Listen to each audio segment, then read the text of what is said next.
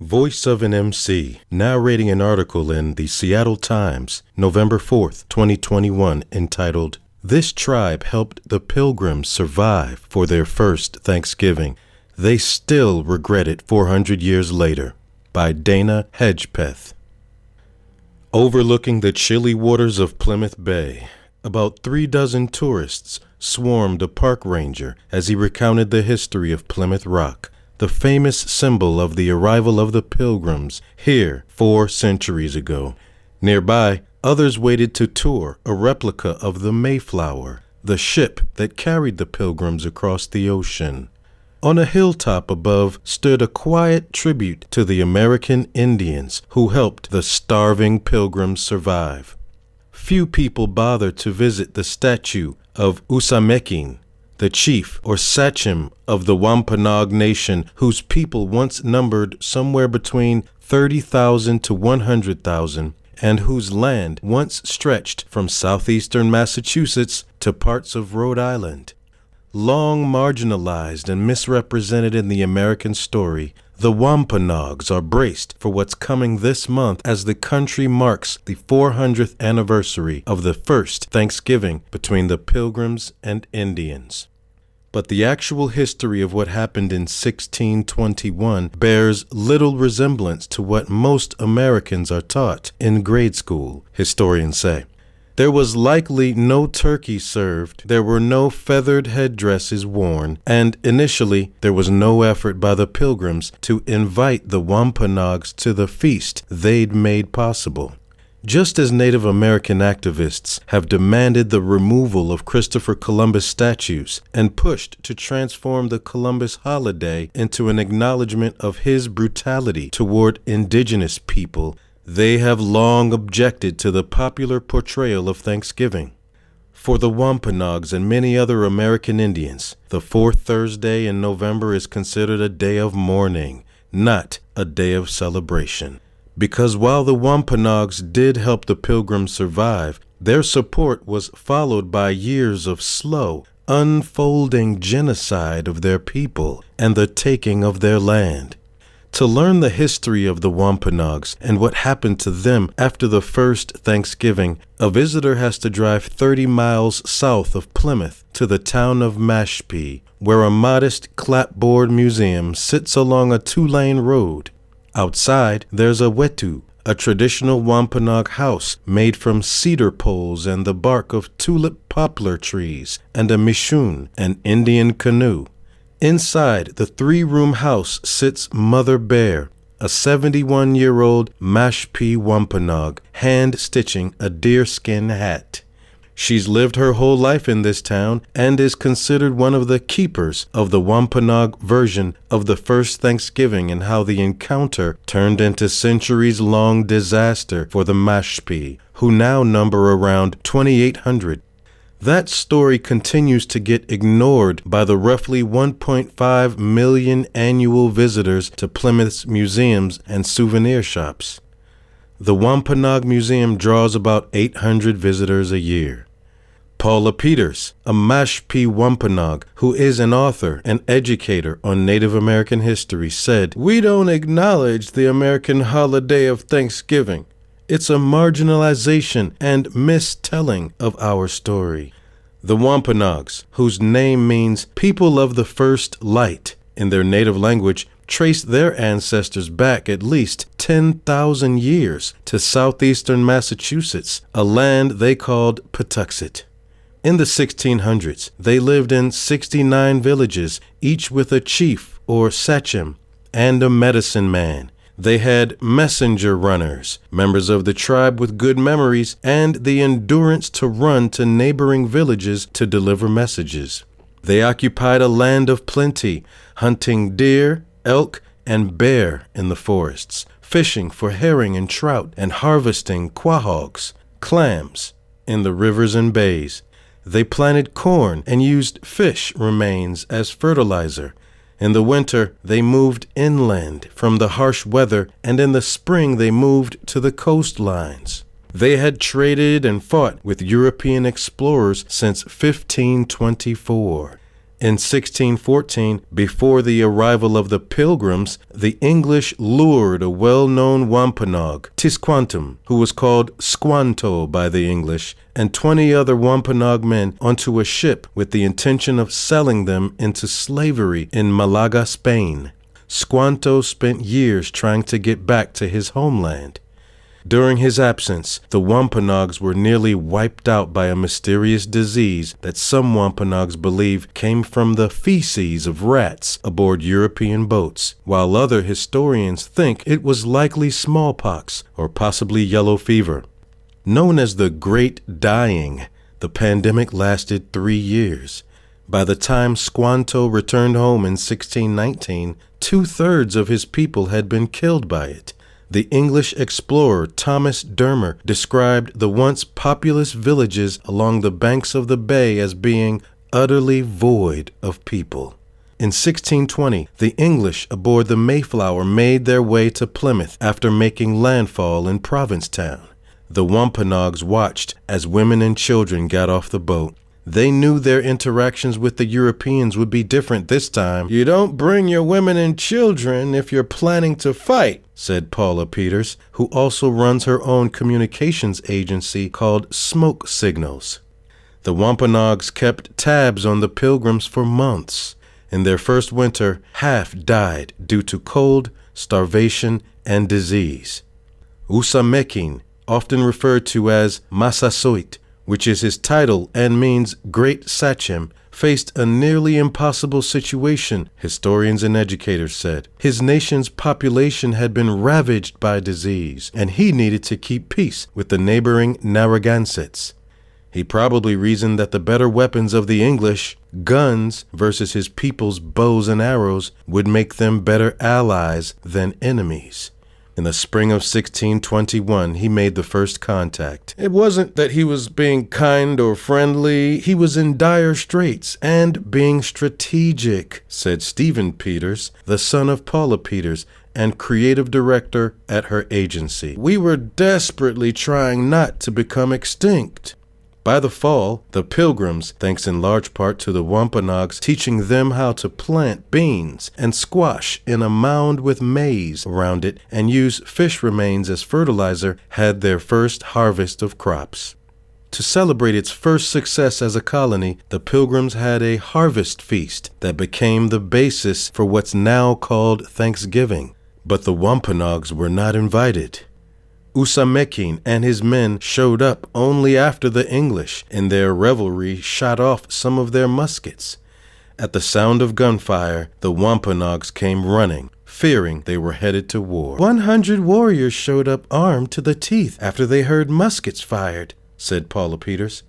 Told it was a harvest celebration, the Wampanoags joined, bringing 5 deer to share, she said. There was fowl, fish, eel, shellfish, and possibly cranberries from the area's natural bogs. In his book, This Land is Their Land, author David J. Silverman said, school children who make construction paper feathered headdresses every year to portray the Indians at the first Thanksgiving are being taught fiction. The Wampanoags didn't wear them. Men wore a mohawk roach made from porcupine hair and strapped to their heads.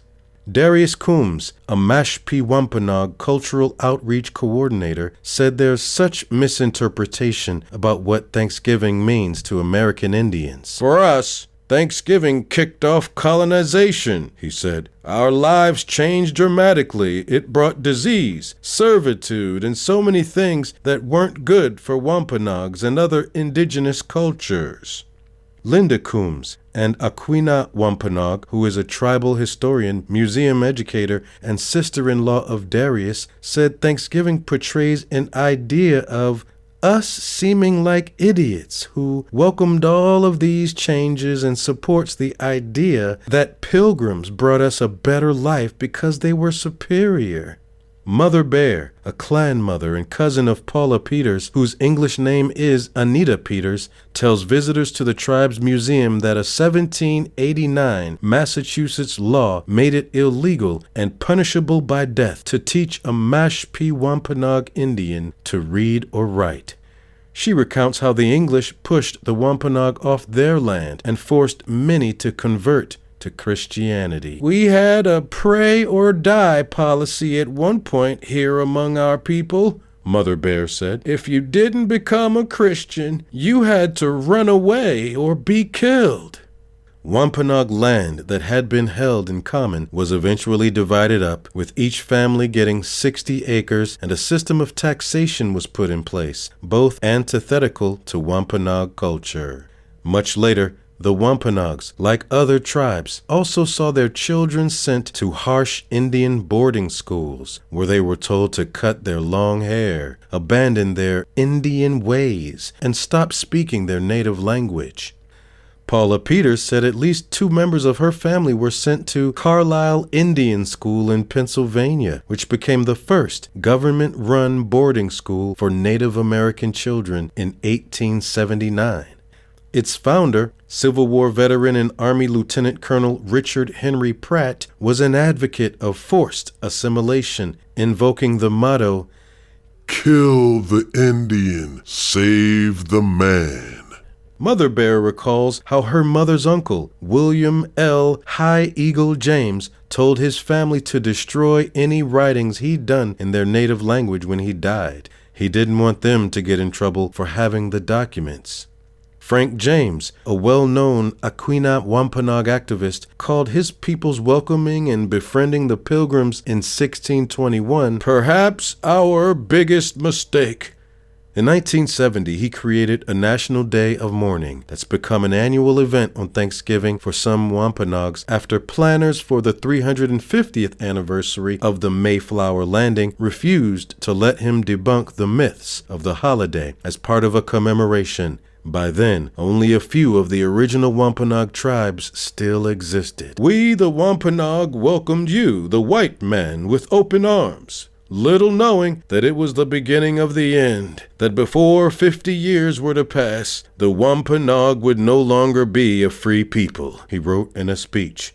In the 1970s, the Mashpee Wampanoags sued to reclaim some of their ancestral homelands, but they lost, in part because a federal judge said they weren't then officially recognized as a tribe. The Mashpee Wampanoags filed for federal recognition in the mid-1970s, and more than 3 decades later, in 2007, they were granted their status.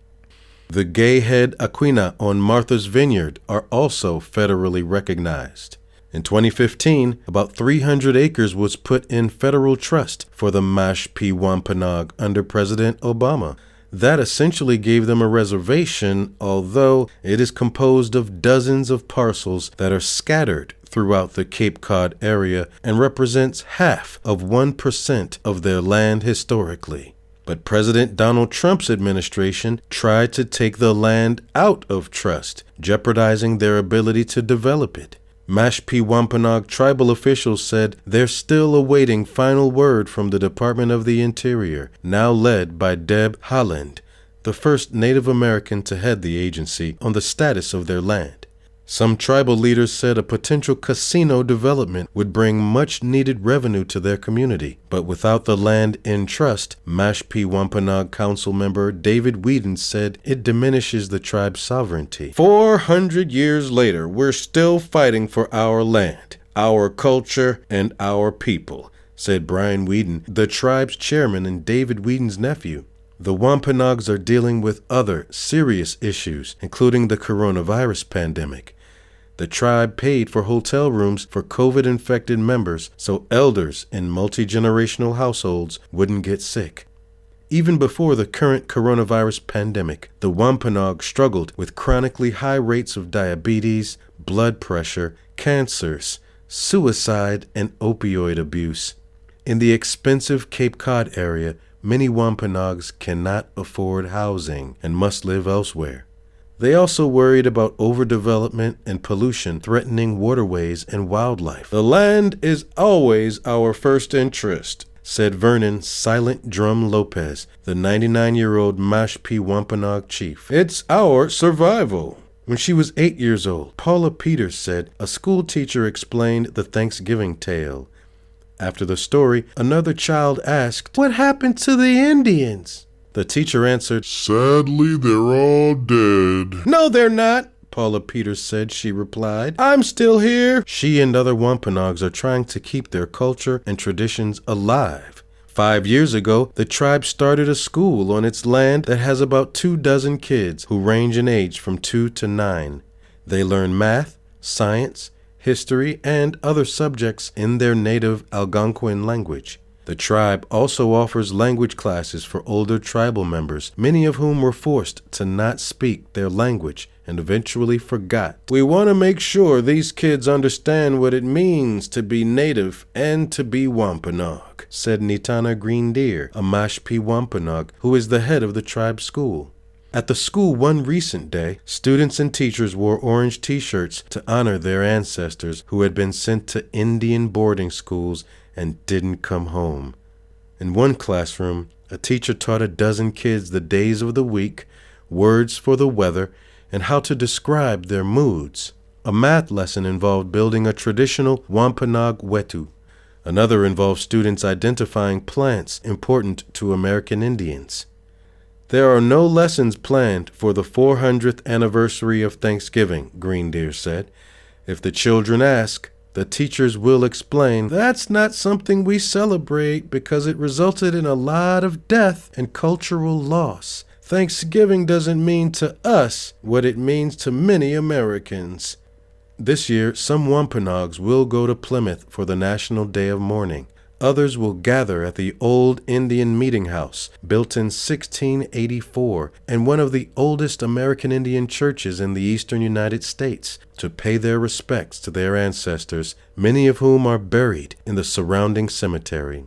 Plenty of Wampanoags will gather with their families for a meal to give thanks, not for the survival of the Pilgrims, but for the survival of their tribe. History has not been kind to our people, Stephen Peters said. He tells his young sons, children were taken away. Our language was silenced, he said. People were killed. Still, we persevered. We found a way to stay. And this is the voice of an MC, reading from the Seattle Times, an article entitled, This Tribe Helped the Pilgrims Survive for Their First Thanksgiving. They still regret it 400 years later.